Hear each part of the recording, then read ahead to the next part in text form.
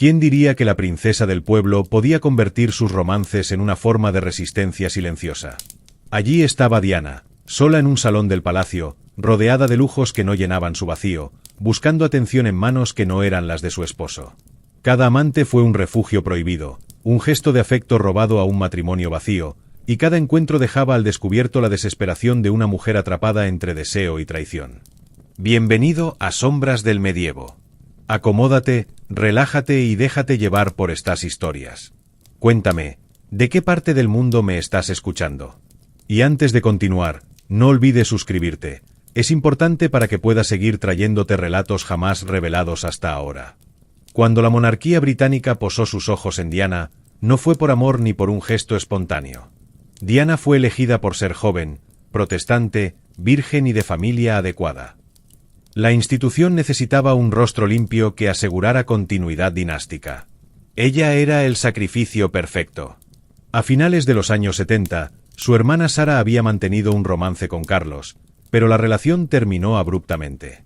Fue entonces cuando el príncipe, ya presionado por su edad y por la corona, giró su atención hacia Diana. Para la familia real, la muchacha de 19 años era moldeable, manejable, incapaz de desafiar a la maquinaria del protocolo. Esa fue la solución aparente: casar a Carlos con una joven que diera herederos y mantuviera la fachada intacta. Pero lo que parecía un cuento de hadas pronto mostró su verdadero rostro. Diana entró en la familia real sin preparación alguna. Nadie le explicó las reglas ocultas, los códigos invisibles ni las humillaciones que estaban por llegar. Desde el primer día, quedó expuesta a la prensa, a los fotógrafos que la perseguían en cada salida, a las miradas inquisidoras de los cortesanos. El 29 de julio de 1981, millones de personas alrededor del mundo vieron su boda en la Catedral de San Pablo. Detrás de la tiara y el vestido de seda, la realidad era distinta. Carlos ya estaba unido emocionalmente a Camilla Parker Bowles. Diana lo descubrió poco antes de la boda, cuando encontró un brazalete con las iniciales de Carlos y Camilla. Fue un golpe brutal. Comprendió que no era la protagonista de una historia de amor, sino la pieza secundaria en una relación triangular. Ese descubrimiento no detuvo la boda. La presión institucional era total.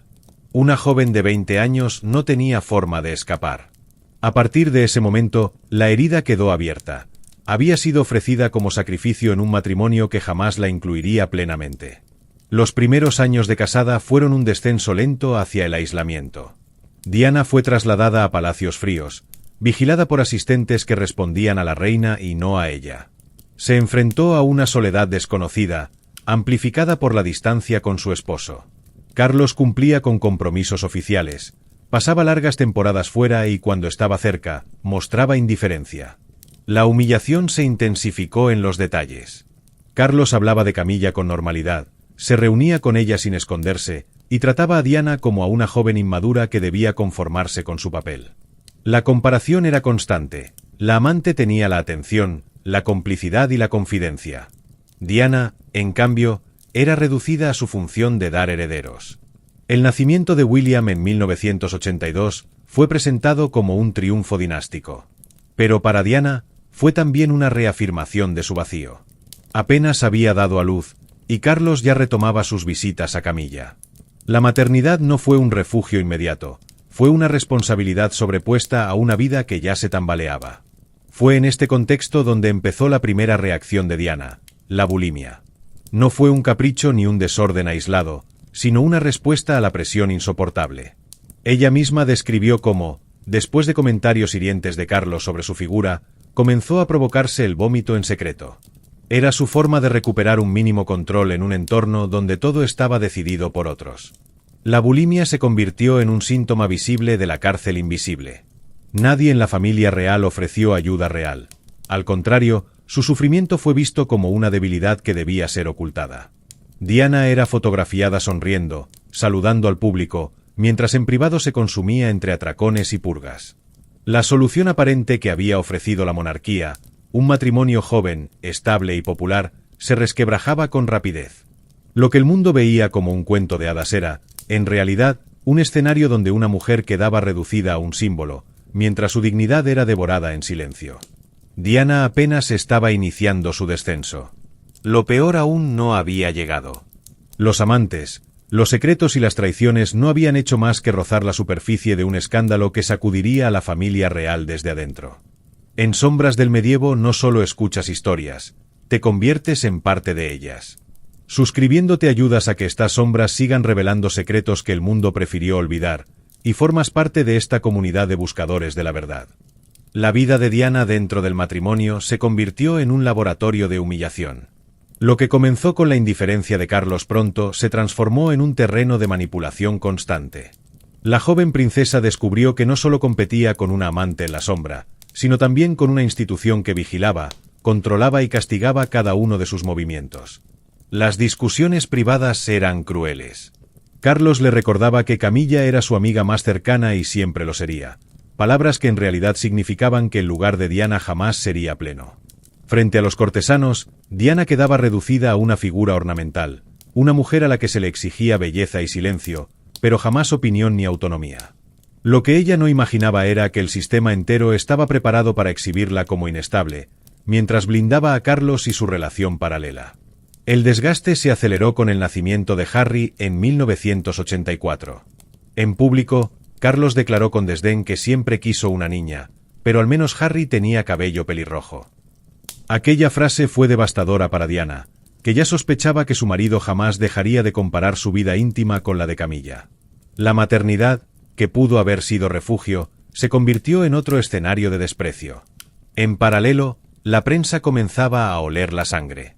Paparazzi apostados en los portones de Kensington Palace seguían cada paso de Diana. Su fragilidad física, sus gestos de incomodidad en los eventos oficiales, sus miradas perdidas, todo era fotografiado y diseccionado en tabloides hambrientos de escándalo. Lo que Diana no sabía era que gran parte de esas filtraciones no venían de desconocidos, sino de personas cercanas a la propia familia real. El matrimonio se deterioró sin freno. Carlos viajaba con frecuencia acompañado por Camilla, mientras Diana quedaba atrapada en palacios vacíos. Fue entonces cuando conoció al oficial James Hewitt, en 1986. La relación fue un respiro, un hombre que la escuchaba, que la trataba con afecto genuino y que la ayudó a cabalgar, una actividad que la alejaba por un instante de la asfixia. Pero incluso ese refugio fue convertido en un arma. Con el paso de los años, cartas privadas entre ellos salieron a la luz, filtradas a la prensa con precisión quirúrgica. Diana quedó expuesta como adúltera, mientras Carlos era presentado como el heredero paciente y fiel. La doble moral era evidente. Las visitas a Camilla nunca eran perseguidas con la misma saña. Era el inicio de un patrón. Cada vez que Diana intentaba recuperar humanidad, el sistema encontraba la forma de destrozarla públicamente. El acoso psicológico no venía solo de su marido o de la prensa. Dentro del propio palacio, Diana era aislada, tratada como una amenaza para la estabilidad de la corona. Su popularidad, que crecía entre la gente común, inquietaba a la realeza. Las multitudes la adoraban, los niños la buscaban, los enfermos querían verla, y en cada sonrisa pública, Carlos se hundía en celos. En privado, esa tensión se traducía en ataques verbales y frialdad absoluta. Diana empezó a autolesionarse. Golpeaba sus brazos contra muebles, se lanzaba al suelo, buscaba cualquier forma de hacer visible un dolor que era ignorado. En una ocasión, llegó a lanzarse por las escaleras de Sandringham estando embarazada de William, desesperada por llamar la atención de su esposo. La respuesta de la familia real fue el silencio. El sufrimiento era visto como un problema de imagen, no como un drama humano. Y mientras Diana se hundía, la maquinaria de la corona planeaba cómo usar cada gesto, cada crisis, para reforzar el relato de que ella era la inestable. El año 1992 marcó un punto de quiebre. La publicación de conversaciones íntimas entre Carlos y Camilla, conocidas como el Camillagate, expuso ante el mundo que el matrimonio había sido una farsa desde el inicio. Pero incluso en ese escándalo, la narrativa fue manipulada. Carlos fue ridiculizado, sí, pero Diana terminó siendo arrastrada como responsable del colapso familiar. Los tabloides no se detenían. Fotografías de Diana llorando, audios filtrados de supuestas llamadas a Oliver O'Hare, rumores de amantes, todo se convertía en carnada. La prensa sensacionalista la pintaba como promiscua, desequilibrada, caprichosa. Lo que era en realidad una búsqueda desesperada de afecto era traducido como un peligro para la monarquía. La guerra ya no era solo contra su marido. Era contra un aparato completo que necesitaba destruirla para preservar la imagen de la corona. En 1995, Diana rompió el cerco con la entrevista concedida a Martin Bashir en la BBC. Frente a millones de espectadores, dijo la frase que se convertiría en símbolo: «Éramos 3 en este matrimonio, así que estaba un poco abarrotado». Pero también habló de su bulimia, de su soledad y de la manipulación que había vivido. Fue un acto de desafío directo a la monarquía, pero también un suicidio político. A partir de entonces, se convirtió en una figura incómoda, imposible de controlar, demasiado impredecible para el protocolo. La familia real aceleró la separación oficial. Diana fue apartada de muchos actos, le retiraron el tratamiento de Su Alteza Real y quedó reducida a un rol ambiguo, ni dentro ni fuera de la realeza. El aislamiento era casi total, pero su imagen pública crecía. El pueblo la veía como víctima de un sistema cruel, y esa simpatía era lo único que le quedaba. Pero todavía no habías visto lo peor. Porque mientras la corona la apartaba, los servicios de inteligencia y la prensa la acechaban con una vigilancia digna de un enemigo de Estado.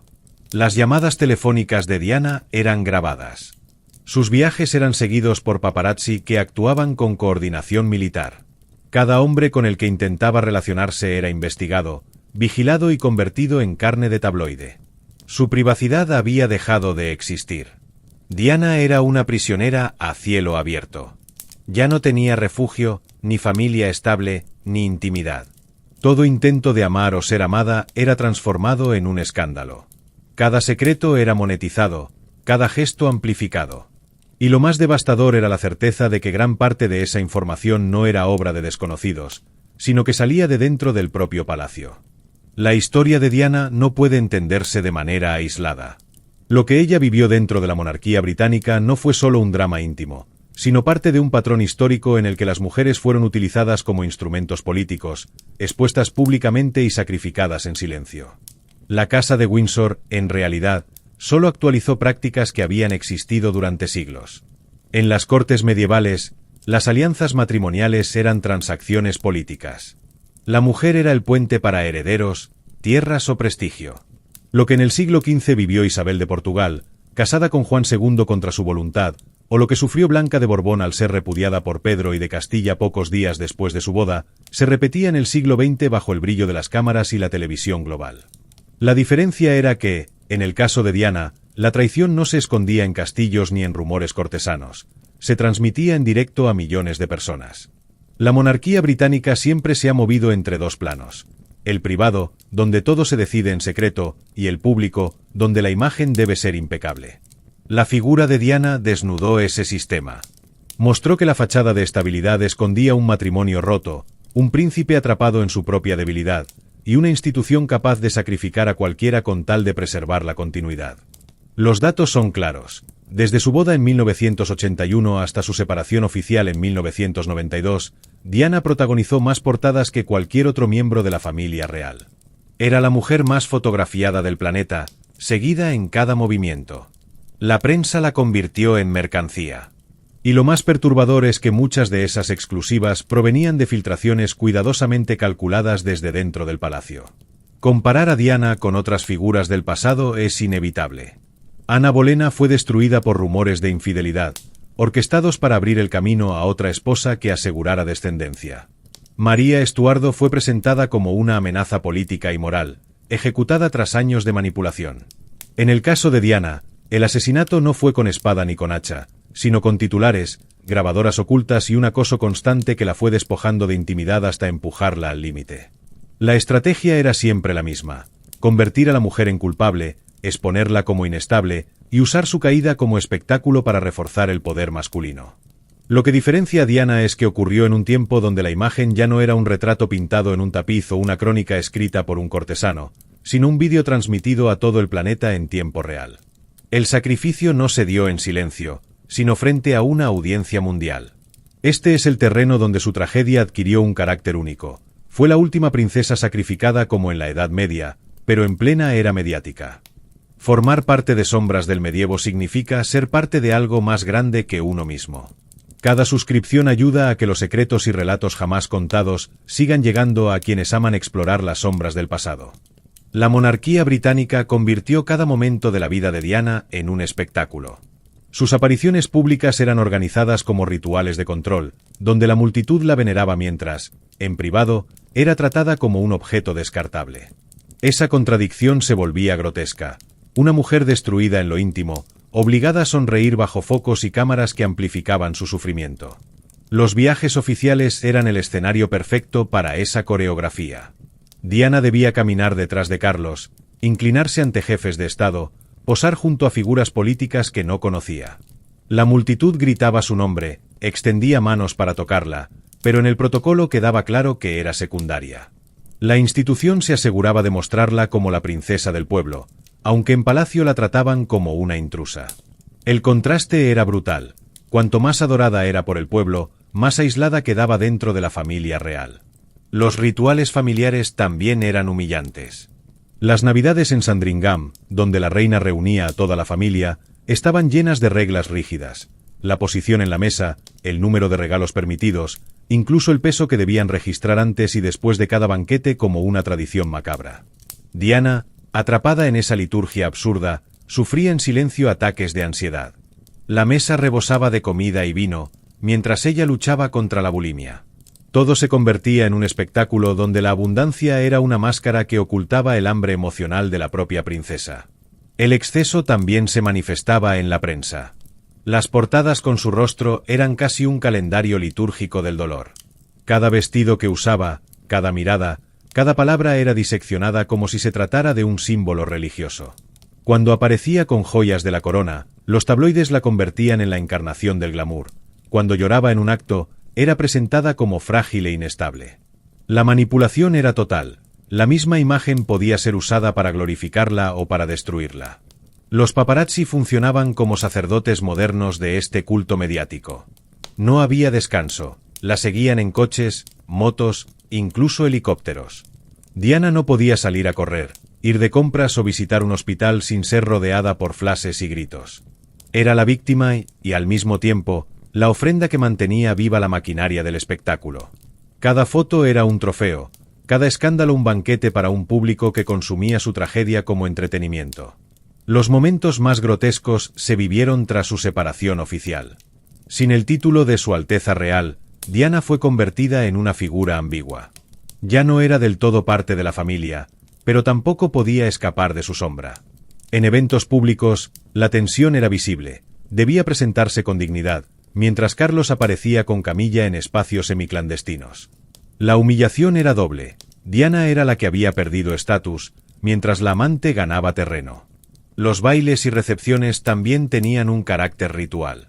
Una de las imágenes más simbólicas fue en la Casa Blanca, en 1985, cuando Diana bailó con John Travolta. La escena fue celebrada como un momento icónico, pero en realidad era otra trampa.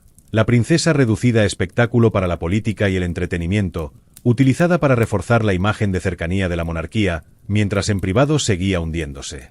Cada aplauso en esos rituales públicos era, para Diana, un recordatorio de que su vida íntima estaba rota, y que el poder la usaba como figura decorativa, no como mujer. El poder de la monarquía se ritualizaba en exceso, en cenas interminables, en procesiones televisadas, en recepciones diplomáticas cargadas de cámaras. Todo se convertía en escenografía. La multitud debía ver estabilidad, belleza, riqueza. El costo humano quedaba oculto, pero la decadencia era evidente para quienes conocían el reverso de la fachada. Diana, en medio de esa liturgia grotesca, comprendió que su imagen se había convertido en un arma. Su rostro, su figura, incluso su sufrimiento eran ritualizados por una monarquía que necesitaba mantenerse intacta a cualquier precio. Diana rompió con la liturgia de silencio que la monarquía había cultivado durante siglos. Hasta ese momento, nadie en la familia real había desafiado públicamente a la institución. Pero ella lo hizo, y lo hizo de la forma más devastadora, exponiendo en público la doble vida de su esposo, la indiferencia de la familia y su propia lucha psicológica. Por primera vez, una princesa habló de la monarquía no como un símbolo sagrado, sino como una maquinaria que la devoraba. La entrevista de 1995 con la BBC fue un terremoto político y cultural. Ante millones de espectadores, Diana pronunció frases que jamás debieron salir de los muros del palacio. Éramos 3 en este matrimonio, así que estaba un poco abarrotado. La frase se convirtió en dinamita, reduciendo a cenizas la imagen de Carlos y Camilla, y señalando a la institución como cómplice de esa humillación. En un solo gesto, Diana destrozó el relato oficial de estabilidad que la corona había protegido durante generaciones. El impacto fue brutal. Los británicos descubrieron que la princesa del pueblo no solo era víctima, sino testigo directo de las miserias de la realeza. Habló de bulimia, de soledad, de manipulación emocional. Mostró al mundo que detrás de la fachada de poder había una jaula dorada que podía destruir la vida de cualquiera. La confesión no fue un acto de debilidad, sino de poder, un contraataque directo a la institución más intocable del Reino Unido. Carlos quedó en ridículo. La reina, expuesta. Camilla, odiada por la opinión pública. Diana, en cambio, se transformó en mártir mediática. Lo que la monarquía había intentado silenciar durante años, ella lo gritó al mundo con una sonrisa quebrada.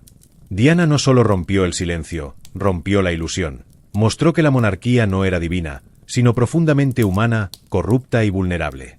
Ese acto de ruptura fue irreparable. El aura sagrada de la familia real quedó manchada para siempre. Diana dejó de ser una pieza en el tablero y se convirtió en la jugadora que volteaba la mesa. Su desafío no se limitaba a Carlos ni a Camilla, era un ataque frontal al sistema que la había moldeado y destruido. Y lo más inquietante es que lo hizo con palabras simples, sin alzar la voz, pero con la precisión de un verdugo. Cada frase de aquella entrevista se convirtió en sentencia. No necesitó ejércitos ni conspiraciones. Bastó con hablar. La monarquía británica sobrevivió al golpe, pero ya nunca sería la misma. La grieta que Diana abrió no volvió a cerrarse. La vida íntima de Diana era un campo minado. Cada relación, cada gesto afectivo, se convirtió en un escándalo público, pero también en un espejo de su desesperación y contradicciones internas. No buscaba notoriedad, buscaba humanidad, contacto, sentirse viva en un mundo que la trataba como símbolo y no como mujer. Lo que los tabloides presentaban como escándalos era, en realidad, su resistencia silenciosa. James Hewitt, su primer amante conocido, no solo le ofreció afecto, sino también un sentido de control sobre su propio cuerpo.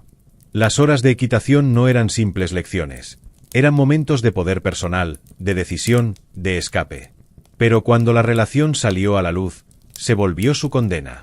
Cada carta, cada encuentro privado, fue utilizado para retratarla como promiscua y desequilibrada. La ironía era brutal. Mientras Carlos mantenía intacta su relación con Camilla, Diana era señalada como culpable por buscar lo que se le negaba. Tras Hewitt vinieron otros nombres. Oliver O'Hare, con quien mantuvo intercambios secretos de afecto y confidencias.